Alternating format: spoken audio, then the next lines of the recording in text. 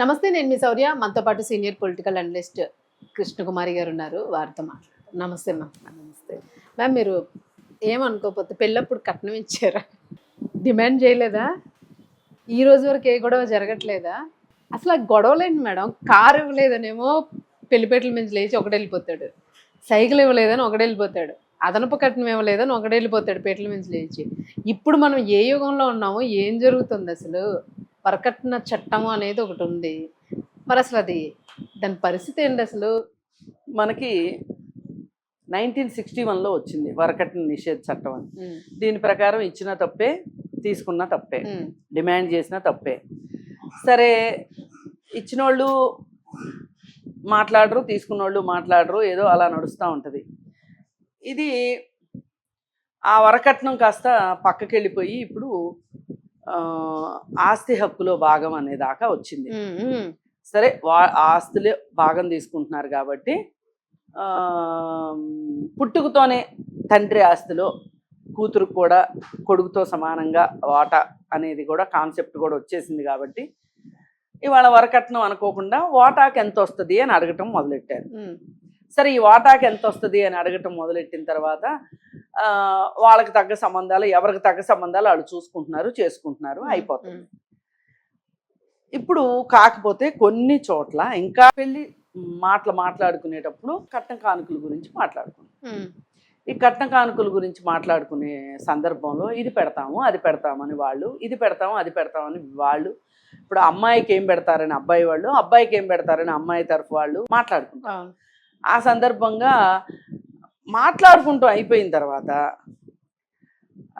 Engagement లాంటివి అయిపోయిన తర్వాత, ఈ ఎంగేజ్మెంట్ అయిపోయాక దాన్ని బ్రేక్ చేసుకుంటే పరువు నష్టం అని చెప్పి ఆడపిల్లకి మళ్ళీ ఒక ఎంగేజ్మెంట్ బ్రేక్ అయింది అంటే అది ఏమి అవుతుందో అనే ఒక భయంతో ఇక చచ్చినట్టు వాళ్ళు పెళ్లి చేసుకుంటారు అనే ఉద్దేశంతో ఎంగేజ్మెంట్ అయిపోయాక మొదలెడతారు వీళ్ళు, మగ పెళ్లి వాళ్ళు. ఏమని, మాకు కారు కావాలి, మాకు పడవ కావాలి, మాకు సైకిల్ కావాలి, మాకు కుండ కావాలి, మాకు చెప్పాలా కావాలి, ఇలా మొదలెడతారు. మొదలెట్టి ఎవరి తాహత, కారు ఇచ్చే వాళ్ళది కారు ఇచ్చే తాహత తెలుస్తుంది కదా. కారు ఇవ్వగలిగే వాళ్ళకి ఈ తంటాలే ఉన్నాయి, కుండా చట్టి వాళ్ళకి ఈ ఇబ్బందులే ఉన్నాయి. పెద్దోళ్ళ కష్టాలు పెద్దోళ్ళవి, చిన్నోళ్ళ కష్టాలు చిన్నోళ్ళవి. ఇప్పుడు నువ్వు హఠాత్తుగా అడిగితే సరే వీళ్ళు ఏమంటారు, ఈ పెళ్ళి ఎక్కడ ఆగిపోద్దామని చెప్పి పెళ్లిలో ఇస్తాంలే అన్నారు అనుకోండి. సరే, పెళ్లిలో తీసుకొచ్చి పెట్టమంటారు. అక్కడ మండపం దగ్గర పెట్టాలి, కారు పెట్టి తాళం వీడి జేబుకి ఇవ్వాలి, ఇంత పెద్ద తాళం చేపించి ఇవ్వాలి. మరి వాళ్ళు నిజంగా ఇవ్వగలిగి ఉండి, అంటే ఇద్దాము అనుకుని ఇవ్వలేదా, లేదు పెళ్లి దాకా వచ్చాక తాళి కట్టుకుండా ఎక్కడికి పోతాడులే అనే ఉద్దేశంతో ఇవ్వదలుచుకోకుండా కూడా ఇస్తామని చెప్పారో, ఏదో ఒకటి జరిగి ఉంటుంది అక్కడ. పెళ్లిలో వీడు పెళ్లి ఆపేసిపోయాడు. ఈ మధ్య కాలంలో మనం సినిమాల్లోనే చూసాను తప్పితే రియల్గా ఇట్లాంటివి చూడటం తగ్గింది. ఏదన్నా ముందే మాట్లాడుకోవటం, సరే కానీలే ఆడపిల్లలకు కూడా బాగా డిమాండ్ వచ్చింది అంటున్నారు ఈ మధ్య అనే ఉద్దేశంతో కొంతమంది సర్దుకుపోతున్నారు కూడా. మగపిల్లల వాళ్ళు కూడా వాళ్ళు ఏమన్నా పెడతారు అని చెప్పి కూడా ఆ ఆస్తులు తర్వాత ఇవ్వకపోయినా అడగిన వాళ్ళు ఉన్నారు, పేచీలు పెట్టేవాళ్ళు ఉన్నారు, రకరకాలు ఉన్నారు. కాకపోతే ఏం చూస్తున్నారంటే, అమ్మాయి బాగుంది కదా, మనతో కలిసిపోయింది కదా, మనకు తెలివి ఉంటే మనమే సంపాదించుకుంటాము, వాళ్ళని అడిగి తెచ్చుకునేది ఏంటి, ఇచ్చేవాళ్ళు అయితే మంచి బుద్ధి ఉంటే ఇచ్చేవాళ్ళే అని సరిపెట్టుకుని ముందుకెళ్ళిపోయే వాళ్ళు. వీళ్ళు నిజంగా తెలివైన వాళ్ళు. వీళ్ళు కంపు చేసుకోకుండా ఇప్పుడు కంపు అయింది ఏంటి, ఇప్పుడు ఈ అమ్మాయి కనుక కంప్లైంట్ ఇచ్చింది అనుకోండి, ఈ అమ్మాయి తండ్రి కంప్లైంట్ ఇచ్చాడు అనుకోండి, వాడి మీద కేసు అవుద్ది. ఇప్పుడు తీసుకెళ్ళిపోతారా మేడం? స్టేషన్కి తీసుకెళ్తారు. వీళ్ళు రాజీపడి పెళ్లి చేసుకోకపోతే గనక కేసు, వీళ్ళు రాజీకి వస్తారు నిజానికి కేసు కోసం. ఈ పిల్ల తండ్రి కనుక ఒప్పుకోలేదు అనుకోండి, మాకు ఈ పెళ్లికి ఇంత ఖర్చు అయింది, ఇన్ని ఏర్పాట్లు చేసుకున్నాము, మాకు ఈ డబ్బులు కడితేనే మేము రాజీ పడతాము అన్నారు అనుకోండి, ఇంకొంతమంది ఉంటారు, మాకు డబ్బులు కాదు, మా పరువు పోయింది, మేము కేసు విత్డ్రా చేసుకోమన్నారు అనుకోండి, వీడి మీద కేసు అవుతుంది, వీడు జైలుకి పోవాలి. ఎన్నాళ్ళు ఉంటుంది మేడం జైలు శిక్ష ఇంచుమించు? అంటే అది ఎలా ఉంటుందంటే, మోసం చేయటము చీటింగ్ కేసు లాగా అవుతుంది అది. చీటింగ్ చీటింగ్ కేసు అవుతుంది. వెంటనే శిక్ష చీటింగ్ కేసు, పరువు నష్టం కేసు అన్ని వేస్తారు. ఈ డబ్బులు డిమాండ్ కి పెడతారు. ఆ ఈ కక్ష సాధించాలి అనుకుంటే ఈ లోపు వీళ్ళు జెన్యూన్ కాబట్టి కొంతమంది ఏం ఆలోచిస్తారంటే మనం ఇప్పుడు ఈ కేసు మీద నిలబడకపోతే మనదే తప్పు అనుకుని మన అమ్మాయికి సంబంధాలు ఎక్కడ రావు అని చెప్పి ఖడక్ గా నుంచుంటారు. ఈ డబ్బులు పోయినా పర్వాలేదు, ఇప్పుడు ఖర్చు అయిపోయిన డబ్బులు పోయినా పర్వాలేదు అని నిలబడే వాళ్ళు కూడా ఉంటారు. అలా ఉన్నప్పుడు వీడు పుడితులు పడ్డ ఎలిక అవుతాడు. వీడికి బుద్ధి జ్ఞానం ఉండాలిగా. వీడిని నమ్మి ఇంక పిల్లల్ని ఎవరు ఇస్తారు? తర్వాత ఏమీ లేకుండా చేసుకోవాల్సిన పరిస్థితులు వస్తాయి. ఓవర్ యాక్షన్ ఇప్పుడు సరైన టైంలో మంచి సంబంధాలు వచ్చినాయి అనుకోండి, అప్పుడు ఇది కాదు అది కాదు ఇది కాదు అది కాదు అని పేర్లు పెట్టి సంబంధాలు చేసుకోరు అనుకోండి. ఇక 30 క్రాస్ అయిన తర్వాత 40 క్రాస్ అయ్యి ఇంకా చేసుకోలేని వాళ్ళు ఉన్నారు కదా, అప్పుడు వాళ్ళు కాంప్రమైజ్ అవుతారు అనమాట. ఏదో దొరికిన దానికి ఏదో దానికి ముడేసేద్దాం అది. మేడం ఎక్కడైనా అంటే ఇలాంటి కేసెస్ లోనే అబ్బాయిలను చూస్తాం మనం, అత్త ఆడపడుచు అబ్బాయి, అమ్మాయి ఎక్కడైనా లేచి వెళ్ళిపోయి నాకు ఇది నచ్చలేదు అని ఎక్కడైనా కేసు ఉందా? అమ్మాయిలు కూడా రేపొద్దున పెళ్ళి, ఈ రోజు రాత్రి చెప్పింది ఇంట్లో వాళ్ళకి నేను చేసుకోను అని చెప్తే, పొద్దున్నే వెళ్ళి పెళ్లి కొడుకు వాళ్ళ ఇంటికి వెళ్ళి మా అమ్మాయి ఇష్టపడట్లేదు పెళ్ళికి అని చెప్పి క్యాన్సిల్ చేసేసారు. క్యాన్సిల్ చేసేసి ఇప్పుడు సెల్ ఫోన్లు వచ్చినాయి కదండి, అందరికి మెసేజ్ పెట్టడము, లేదు అనుకుంటే సిటీ కేబుల్లో ఒక న్యూస్ లాగా ఇవ్వడం, న్యూస్ ఐటమ్ ఈ పెళ్లి అనివార్య కారణాల వల్ల పెళ్లి ఆగిపోయింది అని చెప్పి రీజన్స్ ఏం చెప్తారంటే, ఇది ఇట్లా కట్నాలు ఎక్కువ అడగటము, తేడాగా ఉండటము, అబ్బాయి కొంచెం దురుసుగా ఉన్నట్టు అనిపించటము, ఇట్లా రకరకాల కారణాలు ఉంటాయి. ఇప్పుడు అమ్మాయిలు కూడా ఏ మాత్రము కొంచెము పెళ్లికి ముందు మాట్లాడుకుంటున్నారు, ఇదివరకు వాళ్ళలాగా మాట్లాడుకుంటున్నారు. ఈ మాట్లాడుకునే సందర్భంలో అమ్మాయిలు నో చెప్తున్న సందర్భాలు కూడా ఉన్నాయి.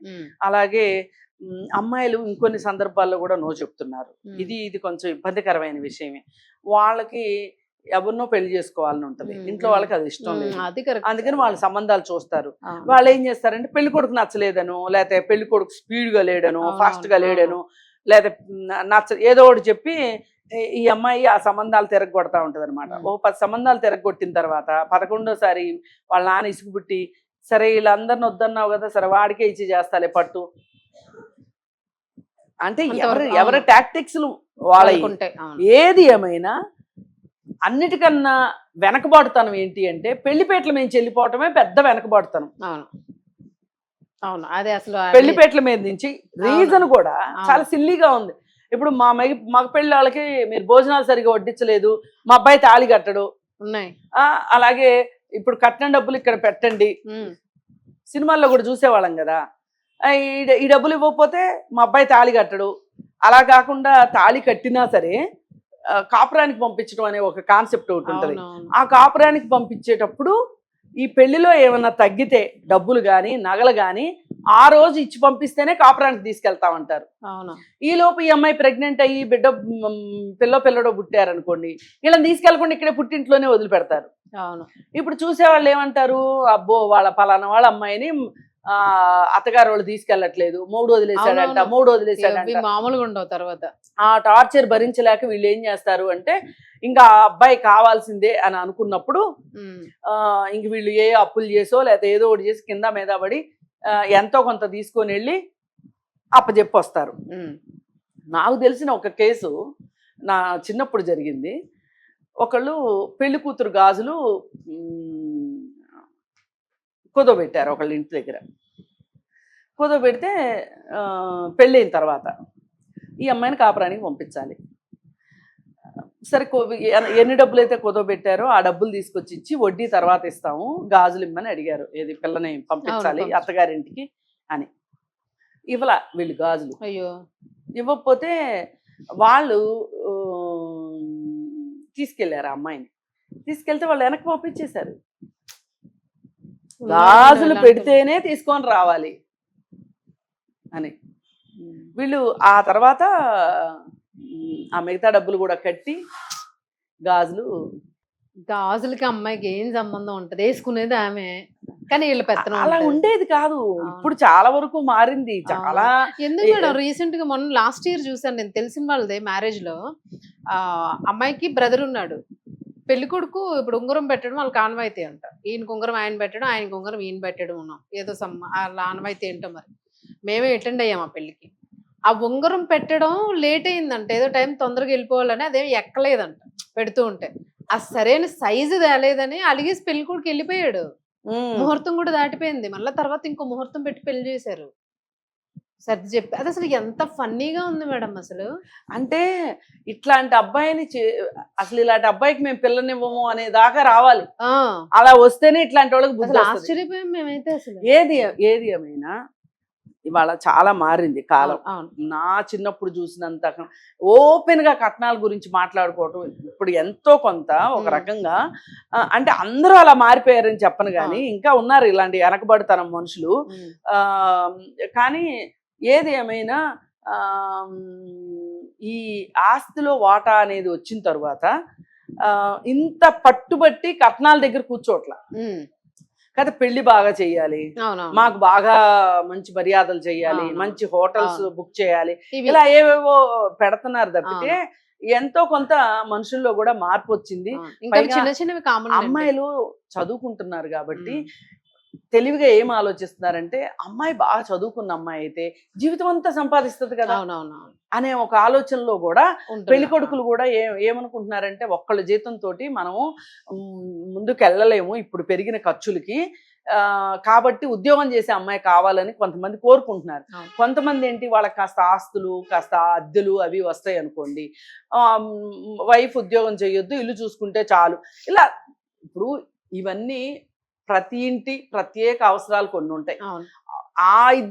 ఆ భార్యాభర్త ఇద్దరు ఆలోచించుకుని వాళ్ళకి ఏంటి మనం మన మన మన ఫ్యామిలీని ఎట్లా నడుపుకుందాము అనేది పూర్తిగా వాళ్ళ వ్యక్తిగతమైన విషయం. వాళ్ళు ప్లానింగ్ చేసుకొని వాళ్ళు ముందుకెళ్తే బ్రహ్మాండంగా ఉంటుంది. ఫైనాన్షియల్స్ పర్ఫెక్ట్ గా మాట్లాడుకోవాలి. ఒకప్పుడు 1000 అబద్ధాలు 100 అబద్ధాలు ఆడైనా ఓ పెళ్లి చేయాలి అనేవాళ్ళు. ఇప్పుడు అసలు ఒక్క అబద్ధం కూడా ఆడకూడదు, వాళ్ళైనా వీళ్ళైనా. అసలు అక్కడే ఆ అబద్ధాల దగ్గరే స్టార్ట్ అయిపోతుంది ఈ గొడవలు. రాబోయే గొడవలకి పునాది ఎక్కడ పడుతుంది అంటే ఈ పెళ్లిలో మాటలు మార్చడంతో వస్తుంది. ఒకవేళ ఇప్పుడు వీడికి స్కార్పియో కార్ ఇస్తామని చెప్పి మళ్ళీ ఇంకో ముహూర్తం పెట్టి పెళ్లి చేసిన ఆ అమ్మాయికి మనసులో ఇది మిగిలిపోద్ది కదా, ఏదో చోట ఇది మళ్ళీ అమ్మాయి ఏం అనకుండా ఏం ఊరుకోదు కదా. అది అందుకని ఏంటంటే అబ్బాయిలైనా అమ్మాయిలైనా ఇట్లాంటి పట్టుదలకి పోయి ఇది వెనకబాడుతాను. Thank you ma'am. Thank you.